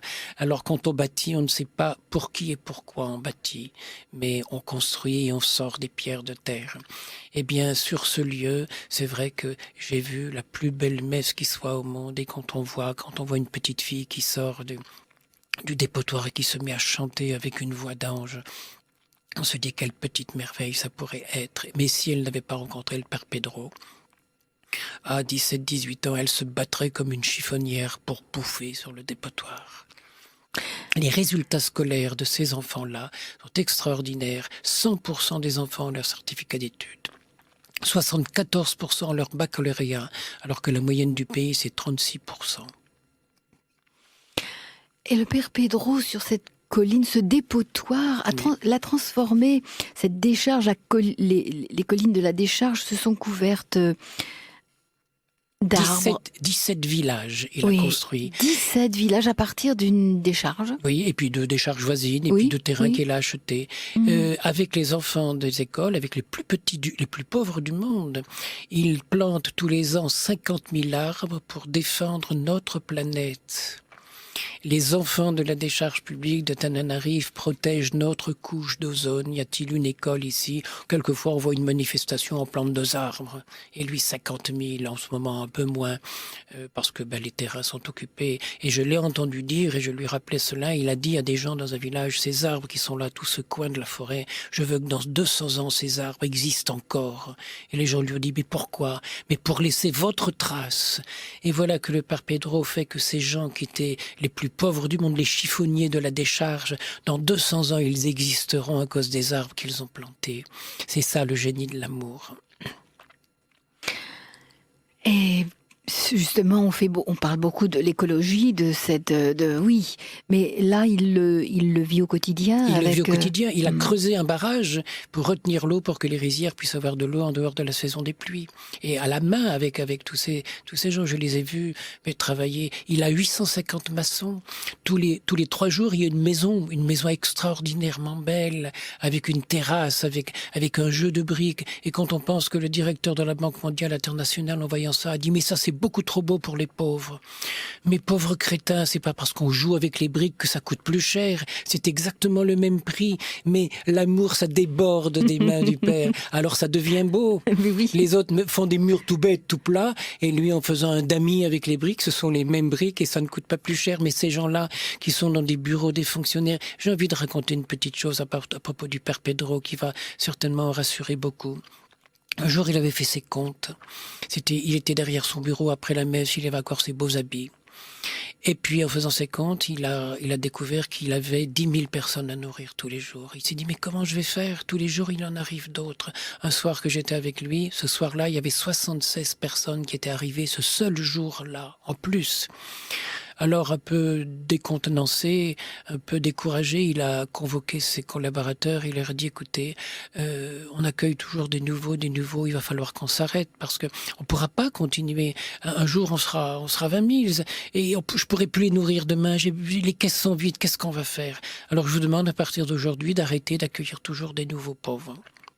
Et ses collaborateurs l'ont quitté très triste parce qu'ils avaient été eux-mêmes accueillis. Ils étaient tellement heureux de rendre ce côté de la médaille à d'autres. Et puis voilà que le soir, il s'est changé, il est allé travailler. Et puis le soir, il prend son 4x4 et il s'en va à l'improviste dans l'un ou l'autre des villages parce que ces gens qui sont nés sur un dépotoir en se battant comme des chiens à l'âge de 3 ans pour survivre, c'est pas toujours des enfants de cœur. Il peut y avoir des problèmes à droite, à gauche et quelquefois des problèmes graves qu'il s'en va régler. Alors à l'improviste, il va à droite, à gauche et en arrivant sur la colline qui menait à un village, il voit des familles entières qui descendent, des papas, des mamans, des enfants, les mamans qui pleurent. Alors il arrête son 4x4, il dit, mais qu'est-ce qui se passe? Mais il dit, voilà, ces gens lui disent, on est allé chez mon père Pedro et puis il veut plus de nous parce qu'il a trop de pauvres, il peut plus en accueillir, alors on repart, on nous a chassés du village. Et il leur dit, vous venez d'où? On vient de Saqqara. Saqqara, 780 kilomètres. 780. Pieds sur le bord de la route en mangeant de l'herbe et des racines. Dieu. Et puis il dit, mais qui est-ce qui vous a chassé? Alors ils disent, mademoiselle, il y a quelqu'un qui dit, mademoiselle Honorine. Il dit, comment? Honorine a fait ça. Montez avec moi dans ma 4x4. On va au village, on va convoquer Honorine. Il la convoque, il dit, Honorine, c'est vous qui avez chassé ses mamans, ses papas et ses enfants. Oui, mon père. Et pourquoi vous avez fait ça? Mais mon père, ce matin, vous aviez vos beaux habits derrière votre bureau, vous aviez fait des comptes, et puis vous avez dit qu'on pouvait plus accueillir encore des pauvres tous les jours. Il dit, oui, Honorine. Et puis le père, en me racontant ça, se prenait la tête entre les mains. Il dit, oui, Honorine, je t'ai dit ça, mais quand toi tu vois les larmes des mamans, je t'ordonne de me désobéir. C'est la désobéissance de l'amour. Eh bien, dans notre société à l'heure actuelle, on est dirigé par des beaux messieurs qui sont derrière de bureaux avec des beaux habits et qui font des comptes. On n'est pas obligé d'être au doigt et à l'œil, à leur merci. Si vous leur désobéissez, on vous le fera payer. Mais si vous le faites quand même, ça prouve que c'est une force intérieure qui est votre conscience, qui vous demande d'aimer plus. Et dans ce cas-là, il y a une forme de non-esclavage à la pensée de quelqu'un qui est le devoir de conscience. L'abbé Pierre en parle souvent, du devoir de conscience, de certaines désobéissances civiques. Et je le redis, comme je le disais tout à l'heure, quand des policiers viennent chez moi avec une attitude totalement inhumaine. L'autre jour, j'ai pris un bébé, je l'ai mis entre les mains des policiers. C'est une petite Roumaine qui avait 1 mois et demi. Et j'ai ouvert la poubelle de la cuisine. Je dis, monsieur, si vous êtes venu jeter ça à la poubelle, faites votre boulot. Mais je vous ferai remarquer que si vous êtes un bon policier, ce qui reste à prouver et à prouver tous les jours, et que si je suis un bon prêtre, ce que je dois prouver et prouver tous les jours, dans ce cas-là, nous avons le même métier. Nous sommes, vous et moi, des gardiens de la paix. Sur les 3, il y en a 2 qui ont compris, le 3e n'a pas compris du tout. Et alors, qu'est-ce qu'on va faire? Je dis, venez donc à côté, j'ai une petite maison à côté que j'habite où je ne peux pas accueillir. Et comme des amis m'avaient apporté une bouteille de champagne qu'on avait entamée la veille et qu'il restait un petit fond, eh bien, j'ai vidé, j'ai préparé 3 coupes, 4 coupes, et puis on a terminé la bouteille de champagne. Et quand ils ont eu fini de boire leur coupe, je leur dis, messieurs, je vous accuse de complicité, de magouille avec des fonctionnaires. Alors, ils ont souri, et puis avant de partir, ils m'ont dit, heureusement que tous les curés sont pas comme vous, mais heureusement qu'il y en a quand même un de temps en temps. Je dis, il y en a beaucoup plus que vous ne pensez.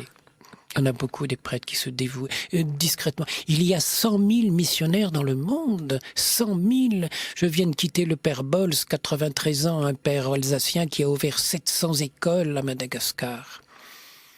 Le père Sérac, alors qu'il y a 60 000 personnes, c'est quelqu'un que j'aime beaucoup. J'ai ses livres, j'ai été en relation avec une de ses nièces ici à Paris, et j'essaie de lui envoyer un petit peu quand je peux, ne serait-ce que comme des gestes de survie et d'amour. Mais elle est belle, notre église, de l'autre côté. Et si tu la trouves pas belle, il y a ces jeunes ici, tu n'as qu'à être plus beau et plus jeune dans ton église. Merci, un grand merci pour ces belles paroles qui réveillent les consciences, comme le chantait tout à l'heure Michel Évrard. Et c'est le métier du potier aussi, à travers il façonne les consciences, il les réveille. Et le potier caresse l'argile pour la façonner avec une fermeté, mais comme des caresses. Et bien, pour façonner les consciences, il faut les caresser avec toute la tendresse du monde et aussi avec les rigueurs qu'ont la tendresse. Il y a un petit livre que vous avez édité, entre autres, qui a pour titre Simplement aujourd'hui. Et finalement, c'est une pensée par jour, on peut dire, une méditation par jour. Voilà, tous les jours, il y a un petit texte, une petite page toute simple. On est aujourd'hui le 27 juin. Oui. Eh bien, je vais prendre celle du 28 parce que c'est mon anniversaire. Demain, 69 ans. Si des souffrances causées par les autres laissaient en toi des traces, ne laisse pas de vieux pardons traîner dans ton cœur. Ils sentiraient bientôt mauvais de toutes les laideurs que tu n'as pas absoutes. Tu en serais toi-même enlaidi. Et je ne sais pas, le lendemain, par exemple. Le lendemain, c'est l'anniversaire du Père Pedro. Tu ne deviendras toi-même aujourd'hui que dans la mesure où tu accepteras d'être dépassé par une partie de toi qui elle-même accepte d'être dépassée par ce qui l'a fait être. Ce divin silencieux, cette force mystérieuse n'est pas un choix, mais la condition pour exister vraiment.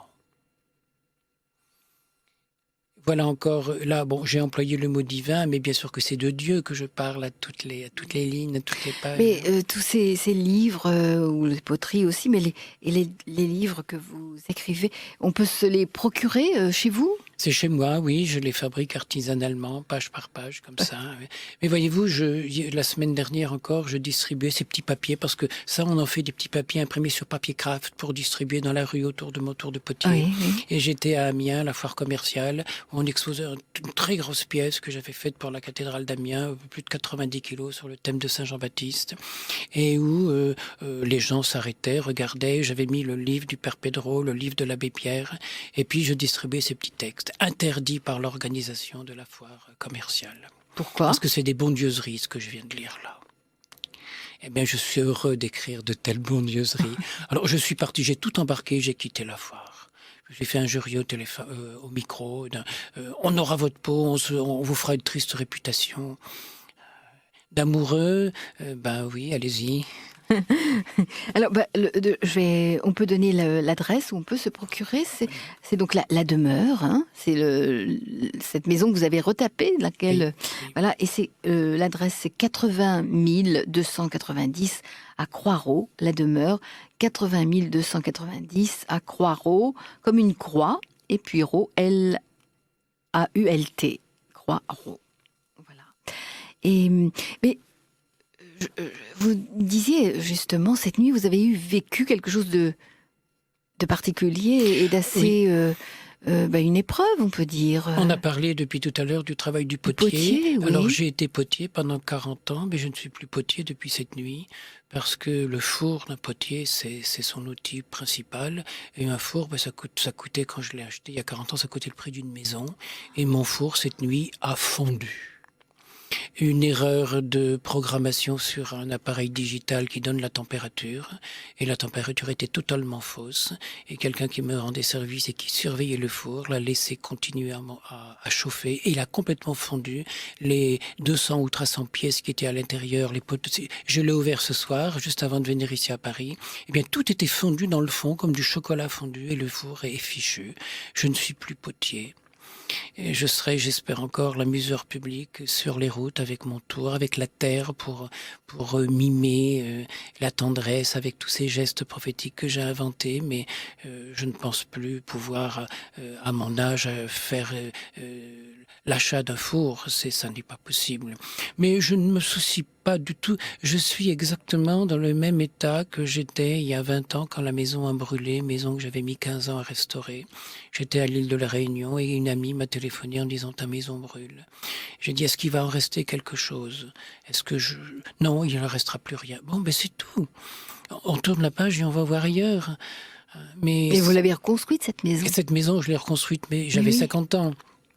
L'année prochaine, j'en ai 70. Est-ce que ça vaut la peine? Je ne sais pas. Je ne rêve pas. Je vis. Et on verra bien. Oui. Peut-être que des gens vont me... Je ne sais pas. Il y a des gens qui ont faim, il y a des gosses qui crèvent de faim et j'avais un outil pour les empêcher de mourir. Mais on verra bien, Seigneur. Tu es grand, toi. Tu sais faire des miracles. Moi, je n'ai que 2 bras. Non, j'ai beaucoup de mains. Je n'ai qu'un cœur, mais j'ai beaucoup de mains autour de moi parce que beaucoup de gens m'aident, me donnent leur vie. Je pense à Michel et Monique, ça fait 25 ans qu'ils sont avec moi. Et puis bien d'autres. Je pense à Jo-Claude qui avait une grosse tendance à la boisson et qui veut guérir, et je pense à d'autres encore. Oui.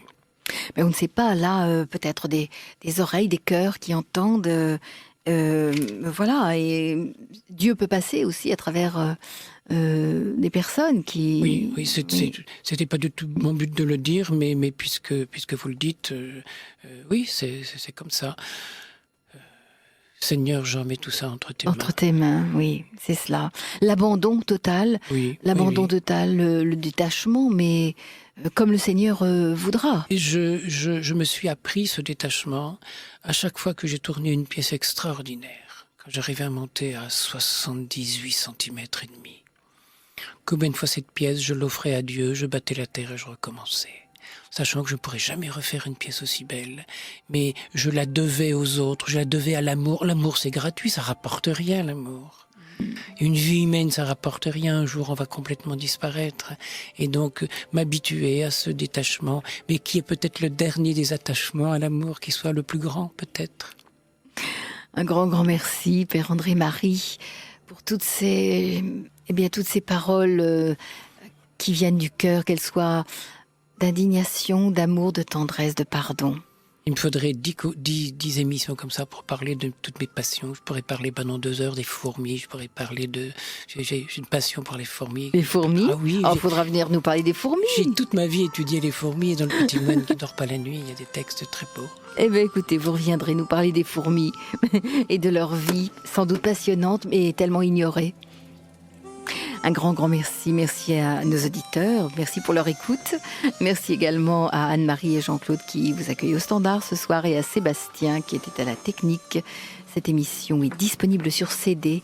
Demain à 22h, écoute dans la nuit 2 invités, le docteur Yves Prigent, psychiatre, et le père Stan Rougier, écrivain, conférencier. Le thème de la soirée, la dépression, une traversée spirituelle.